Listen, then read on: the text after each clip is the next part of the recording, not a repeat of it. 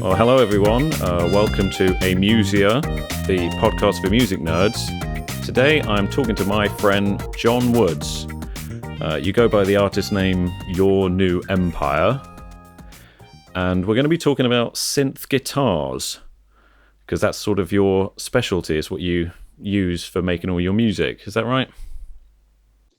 Yeah, I have a very modified guitar, which I now sort of named it as a synth guitar because it seems to generate a lot of interesting sounds that aren't really possible to do with just the guitar. So I thought the most appropriate name would be synth guitar. But until now, there's not really any known name for it or anything like that. So in the meantime, this is a good placeholder. Yeah. Well, we'll talk about the name of it in a sec, because it might technically not be a synth, but we'll get to that in a sec. First of all, we'll show some clips, which will show what your guitars are capable of. So your most viewed video on YouTube is you demonstrating 5 iconic Muse sounds on the guitar. So we'll have a quick look at that now.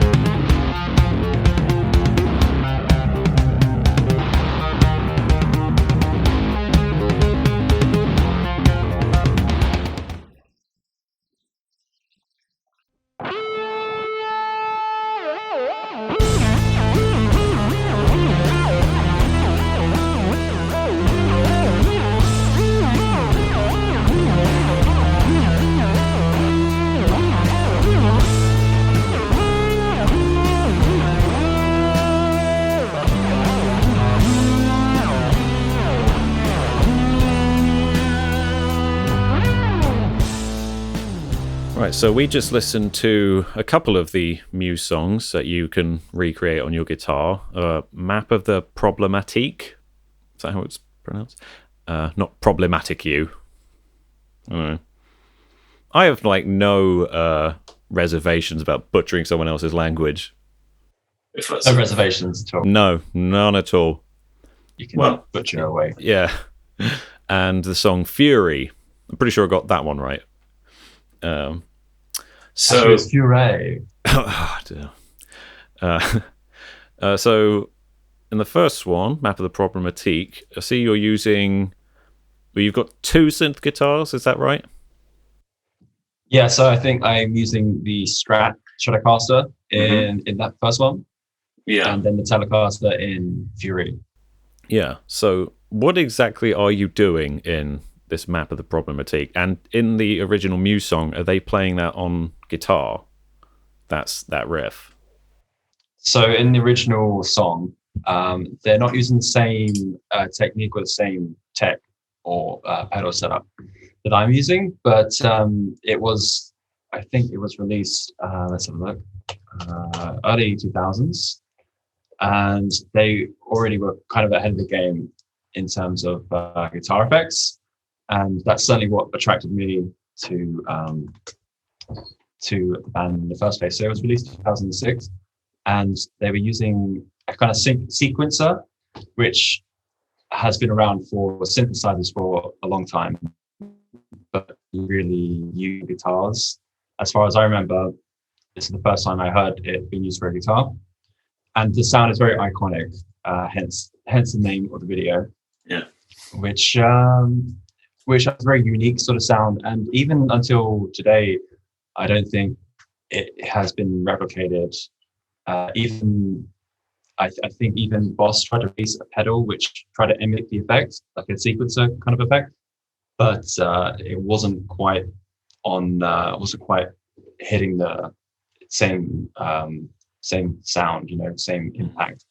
So I tried to emulate that instead of by using a sequencer, but by being a bit more manual. So what I'm doing here, I'm using the Mexican Stratocaster, which I've modified with a Fernandez sustainer, as well as the synth guitar pickup, which we'll go into more later. And so what a Fernandez sustainer allows me to do, allows me to hold on to a note by just fretting it. And as long as I keep the note held, it will resonate. So I don't need to strum. So that leaves my right hand free in order to manipulate the pickup or even the controller for the synth guitar pickup. And so I would then have these two buttons of the which are part of the pickup controller, which you can assign to do very different things within the effect. And so one of them, which I would tap with my index finger, would bring the pitch to go up, like say 12 semitones or something. And then the second button would make the pitch go down like 7 semitones, or whatever it is I'm trying to emulate the sequencer to do. So it would kind of make that rhythm, you know, which normally would be done with just a sequencer. So something like that. I think I've heard Joe Satriani do something similar to the sound in these songs, but I think he's using a pedal that has like an octave jump on it. Okay. Yeah, that's kind of a common technique as well, because when you have a pitch shifter pedal, it's obviously in real time. So when you're using a sequencer, as is being used in the Muse song, you can't really control it on the spot. It's not really live friendly. So it's like you strum it and then it kind of it does its own thing.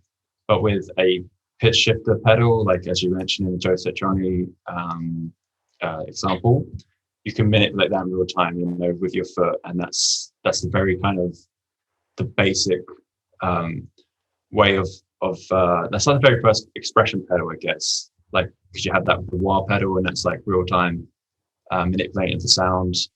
And then the pitch shifter, that's also like real time manipulating the sound, but it's always sort of a scale. It's like from 0 to 100, you know, it's either up, or it's all fully down, or in the middle, you know. Whilst with the synth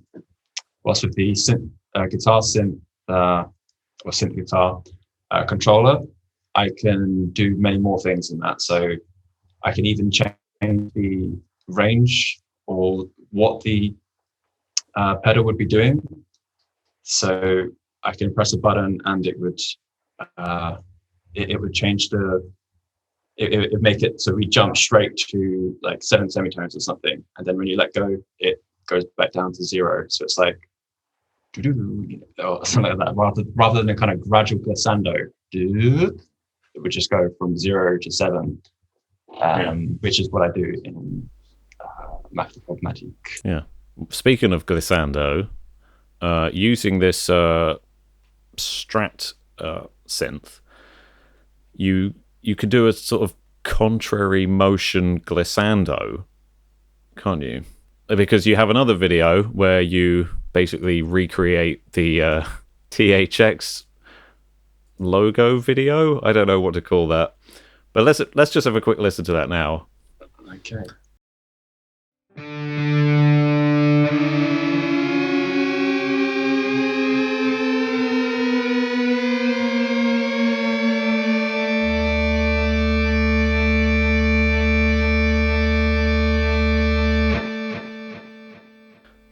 So that was 2 pitch shifters on 1 guitar. I'd just say, watching the YouTube video, there's like a fair few dislikes on that, and I don't know why. I don't know what they're expecting. Why are people unhappy with this video? It's only 19 seconds, and it's exactly what you said it was. Yeah, so I'm not sure. We could have critics, I guess. If you are watching and you dislike the video, please reach out to me and tell me where I'm going wrong. Because, yeah. Yeah. Anyway, I wasn't expecting you to know. I just thought that was sort of a bit silly, you know.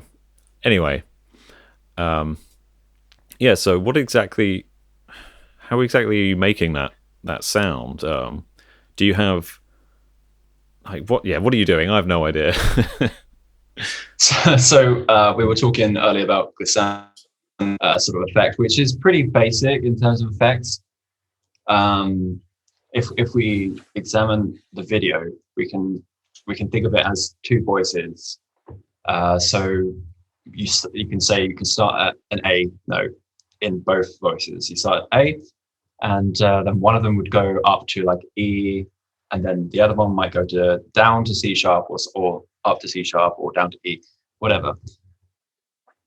And each of those things are pretty basic in terms of effects. You could get two guitarists with a pitch shifter pedal, like the Joe Satriani example you mentioned, and one of them simply just go up, and one of them simply go down.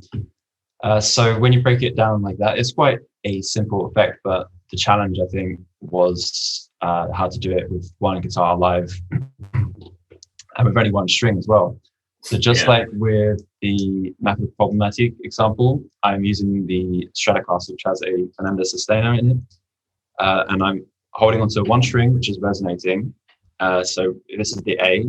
Holds on, it gives my right hand free to manipulate the controller, and this is where the A string is being registered by the synth guitar pickup, and then that can be manipulated by the effect that I've assigned to it. So at that point, I can adjust style, and one of the guitar pedals, because I had two, and this is being processed by two pedals.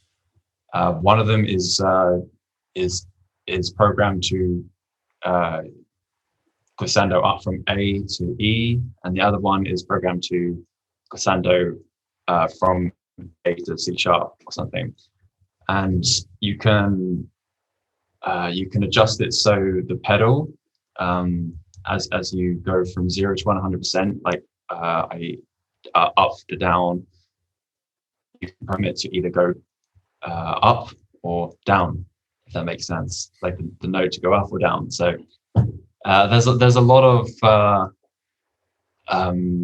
programming of the effects you want to do. So essentially and basically, you can just tell it when I push down on this pedal, either do this, when I push down the pedal, go up to A, or go down 12 semitones, or go up 7 semitones, something like that. So it's quite a basic thing, which didn't really justify a 5-minute explanation. No, well, that's what this show's for, being as technical as you like. We should get a bit of jargon out of the way, because I mentioned this earlier, we didn't get back to it. But like technically, these are not synthesizer guitars, right? That's sort of just like a quick name for it. But if it was a synthesizer, it would be making a new sound from scratch, right? But this is manipulation of just the analog signal of the guitar. Yeah, exactly.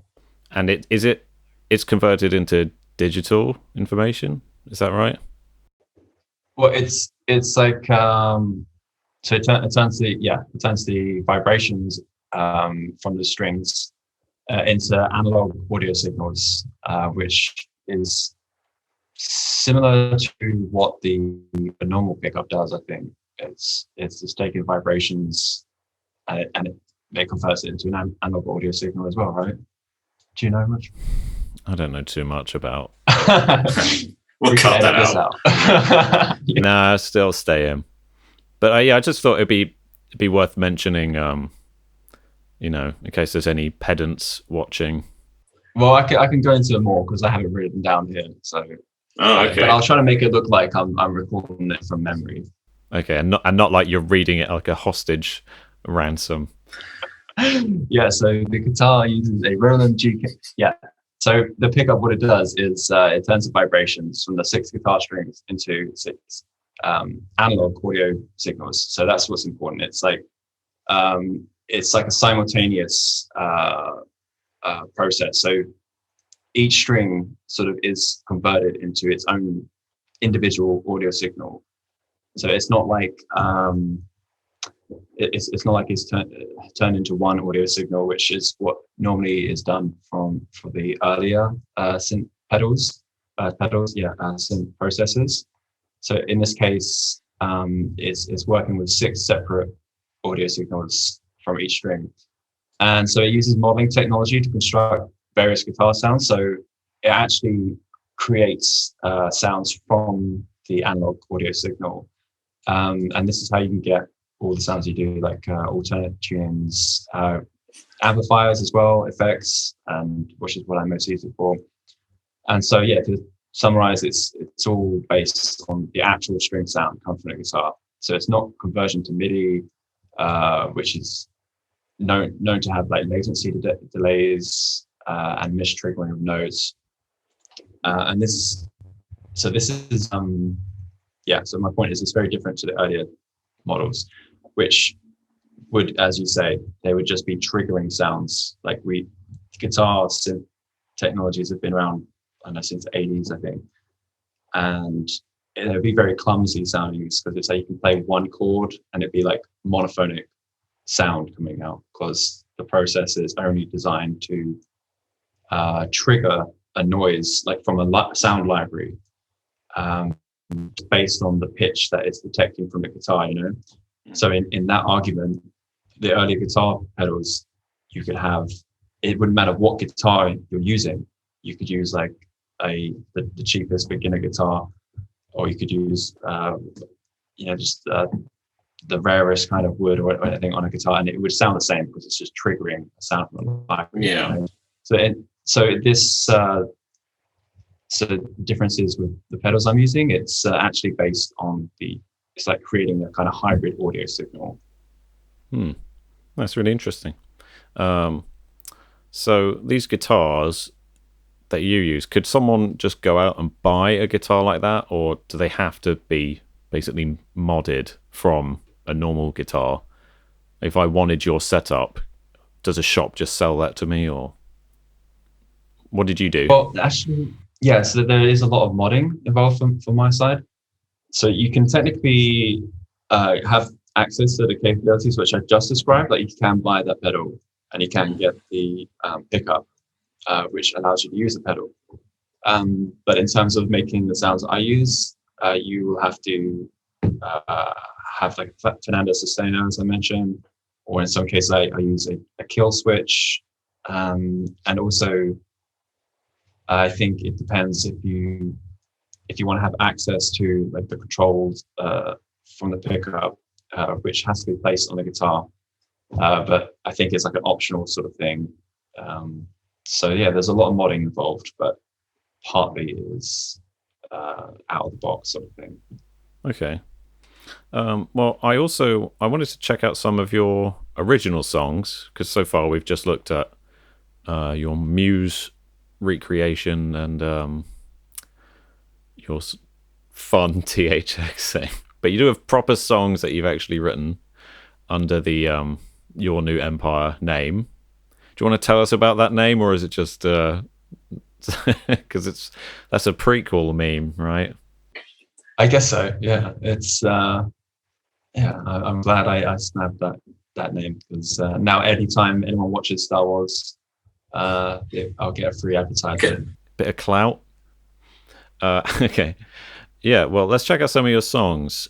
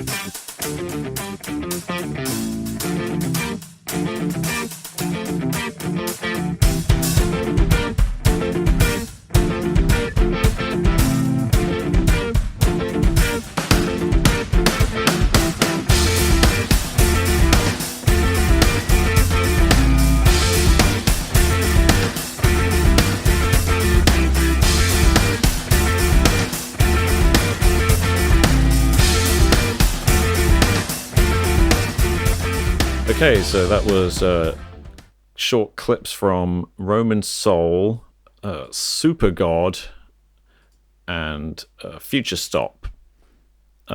So you use your synth guitars for these tunes, which, by the way, are catchy songs. I really like them. Thank you. I'm not just saying that. Roman Soul in particular is one of those earworm sort of tunes. Very catchy. Oh, thank you. Do you want to hear a fun bit of trivia, right? Just about the term earworm. You know what that used to be called? They used to call that the Piper's Maggot. Catch, that's snappy. Yeah. I think that's the next song title right there. The Piper's Maggot. Anyway, yeah, I just wanted to contribute one thing to this episode. And that was it. I think we should name the video. That should be the title. No, it's going to just be... It's going to be Amusia Podcast Synth Guitars. I'm not calling it the Piper's Maggot. Okay. Okay, so, yeah. Do you have any preference of your own songs? Or maybe we didn't look at it just now. Maybe we have totally different preferences of your music.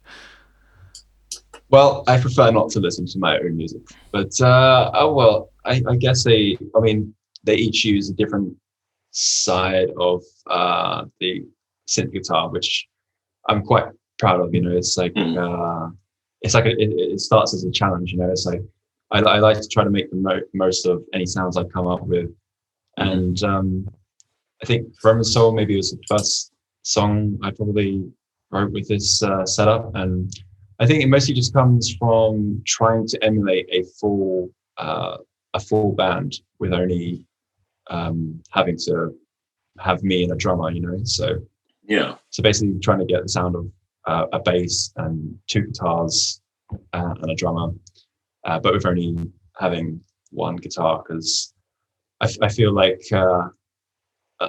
having to rely on four people, it can sometimes be a bit much. It's like, I know what is you mean. everyone going to turn up on time?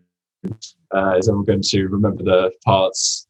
And are we going to be organized enough? So I feel like for me, it kind of came out of a little bit of necessity, Yeah, so kind of just the practicalities of forming an ensemble has sort of like shaped the way you compose music.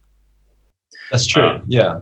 I was going to ask in what way the capabilities of your guitars affect your compositional process. I mean, so a lot of the time if you're writing a song, you might think about, the structure or, the kind of the key or whatever before you start. But do you kind of work on an interesting sound first and then craft a melody or a riff around it? What exactly do you do?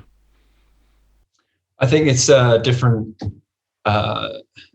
Some songs are definitely the way you describe, where it's like it starts with a sound, and then you kind of play around with that sound, and that maybe makes a section or a riff or like a part, and then that can evolve into the rest of the song. But a lot of the times, I would try to think of the advantages that come from using the synth guitar. And one of those is definitely harmony. I've always been a big fan of harmonies, like not unison, that isn't harmony, but like... It's like, my favorite harmony is the unison. Well, it is technically a harmony, I guess. But I always find that well, you got to start somewhere. But I mean, I guess when we're all learning Three Wise Men or something in primary school with recorders, and we're all in unison, it's technically a harmony. It's an awful harmony, but it's still sort of it's the definition. But I always find that adding a extra layer of harmony after finishing a melody or something, it just basically adds a new layer. That's literally. I mean, that's literally it, right? Yeah. But, no, we'll cut this out. Nah, that'll stay in. That's good content. Can you program it so you can pick it exactly how it'll be harmonized if you play it live? Like, can you harmonize it in, like, can you set it so it will play automatically fourths or fifths above it, or can you? Yeah, so that's a good question. That's probably going more in the right direction. It's like, Yeah. And I did want to ask something a bit more specific. Like, can you do it in thirds? And if so, can it actually account for the key and change between major and minor appropriately? Can you do that? yeah, so that's the main Yeah. thing I really do like about this pedal is because, as I said, I'm a big fan of using harmony in songs, and this processor has an amazing ability to be able to not necessarily tell what key you're in, but you can pre-assign a key, and then it will register the notes you're playing, and it and sort of determine at which place in the key you're playing. Of course, so you can predetermine the overall key to be A minor or something, and then when you do play an A, it will know that that's the tonic, and then at that point, when you decide you want to add some harmonies over the top, it will basically register it correctly. So this is one thing I think I did in Future Stop, so Yeah, I was about to say that because some harmony comes in at near the beginning. Is that in thirds? yeah, so it starts in thirds. I think there's also a subtle fifth underneath as well, and so all of this you can program into the pedal. Okay. And so it's very fun to be able to play around with because it gives you really full sound. You don't need to rehearse to get tight with other players. You can just, as long as you're playing one melody correctly, all the harmonies are just following extremely tight, of course, because it's taken from the note. Does it mean any section? Does it have to stay like diatonic? Say you want the harmony to change at some point, Yeah, that's also interesting because, as I said, like on the processor, you can pretty much adjust any of the parameters, like, and you can assign that to a button. So you have various buttons on the controller, on the guitar, and you have some on the pedal as well. So where I'm going with this is, if you want to change the key, like let's say you're playing the song live and you have a predetermined key of A minor, and so you can play around with that. But later on in the song, maybe you're going to E minor or something.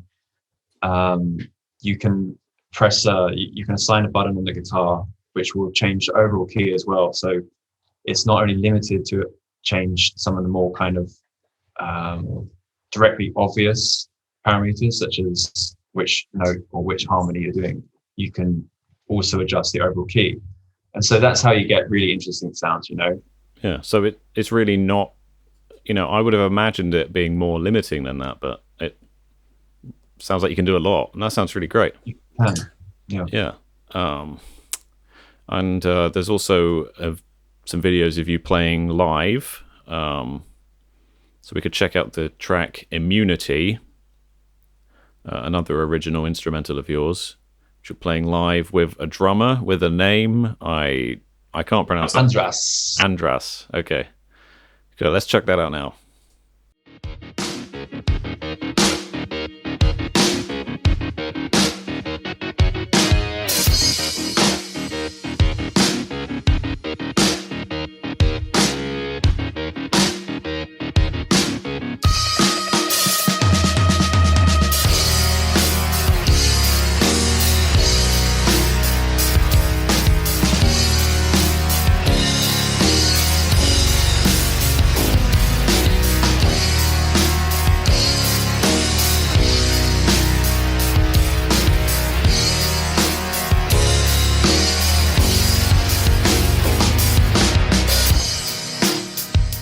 So that was Immunity, and yeah, it goes to show that you can actually perform this stuff live. It's not just post trickery. Yeah.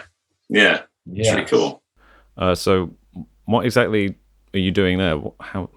What's happening to the sound? Well, yes. So it is important for me to oftentimes when I'm creating sounds, creating patches, I always think about if it could be done live. It's just the way I'm sort of I'm sort of geared towards in terms of being a musician. I think mostly because I'm not very handy at audio editing or studio editing. Mm-hmm. So I've always relied on like live playing, which is why most of my songs are live. Which often it doesn't sound like it's live. It sounds like it is just a layer added on. But this is one of the tricks and benefits you can get from using this setup. So in this case for Immunity, it's pretty similar to some of the examples I already mentioned, where I'm using the sustainer, and then with a controller, which is attached to by the bridge, I'm manipulating the pitch which is coming in. So you might notice that no new note is introduced with the left hand. It's just all coming from one drone sort of sound going through, and then all the melodies is being done with the right hand, and that's just basically just using like a pitch shifter, which is predetermined to target different pitches according to what button I press or how long I press it or anything like that. It kind of sounds like Rage Against the Machine. Did they use something similar? I can't think of what song, but I feel like I've heard a song of theirs that has a similar sort of sound on the guitar. That's pretty accurate, I guess, because I know Tom Morello likes to use a kill switch a lot of time, and so that brings me to the amp effect I'm doing in this song, which is as long as I'm holding the note and not pressing any of the buttons, there's no audio coming through. So when I press the button, it's also telling the processor to I know volume 100%. So it's basically like, it's like the kill switch is on all the time, and then when you press the button, it turns off. On. Yeah, exactly. No, the kill switch turns off when you press the button. Okay. Yeah. So it's and at the same time, it's also adjusting the pitch as well. So you can have simultaneous sort of instructions for one button, and I had it many times where it's just for one patch of a song, I've got like 15 different instructions for one button, and that might be up the gain 20% when pressed, up the volume 20% when pressed, adjust the shift, shift the pitch, and so you can even change the amp model. So you can, the very practical things you could do if you're just thinking more traditionally in terms of guitar, you can just have a button which turns on like the like distortion pedal or something, and maybe even have the dial so it turns up the delay, so it's quite easy if you want to do very basic things as well. But I think maybe I push it to unnecessary levels, But yeah. Well, all music's unnecessary. That's true. Yeah, we should get rid of it. That's not what I meant. That's what the podcast is about, right? It's actually not. I guess the name of it makes it sound like that. Anyway, just want to ask a couple more things. Are there any other guitarists that you find particularly inspiring? Like, is Tom Morello one of them? Or I noticed you playing some 3-Trap Tigers. Do they use a similar setup to you? Because I've listened to a fair bit of them, and you do a video of you covering the song Cram. And honestly, from listening to that album, I'm not even sure what instruments I'm listening to. I don't know anything about the band, but I've listened to the album. I've listened to a couple of their albums. I don't know what setup there are, and I just assume there's 3 of them from the name. I don't even know if that's true. Yeah. Do they That's true. That's pretty. Sorry, do they use a similar setup to you? They don't use a similar setup. They're more kind of a synth player, a guitar player who's got a bulk load of pedals, and then a crazy drummer who's got a bulk load of extra percussion instruments. And so although Matt Calvert, who's a guitarist, he doesn't use a synth pickup or anything like that. They're still quite inspirational as a band, because they, from what I've heard, for a few of their songs, they like to add an element of kind of they kind of let the digital process take over sometimes. And I know they use randomizers sometimes for coming up with their melodies, which you can get on DAW software and stuff like this. So it's quite a punky approach, which is pretty useful. It's pretty useful in coming up with interesting sounds, because it just inspires me sometimes to just go into the pedal and just see how much I can mess up with just like one button or something like that, and then see what that sound comes out, how that sound comes out. Yeah. Well, cool. Well, thanks for your time. You're joining us from Amsterdam, that's correct, right? That is right, yeah. Okay. Yeah, well, hopefully, I don't know what the lockdown situation is like there. I guess it's kind of like here, where everything's closed and there are no gigs. Yeah, that's exactly it. I don't know if they had some sort of like crazy laid back Dutch approach to it all, but I guess not. So yeah, maybe not where I'm looking anyway. Okay. So we're skating on the canals recently. Really? Oh, that's nice. The canals are frozen over. Oh, yeah. So I guess there's no gigs to tell us about coming up anytime soon. No. No. Well, anyway, well, thank you for that. That's very interesting. I have no. Oh, that's nice. I have no like send off for this show, so what we do? Walk away then. No, we stare into the camera and say bye. You ready? How about that? Bye. Bye. Eh.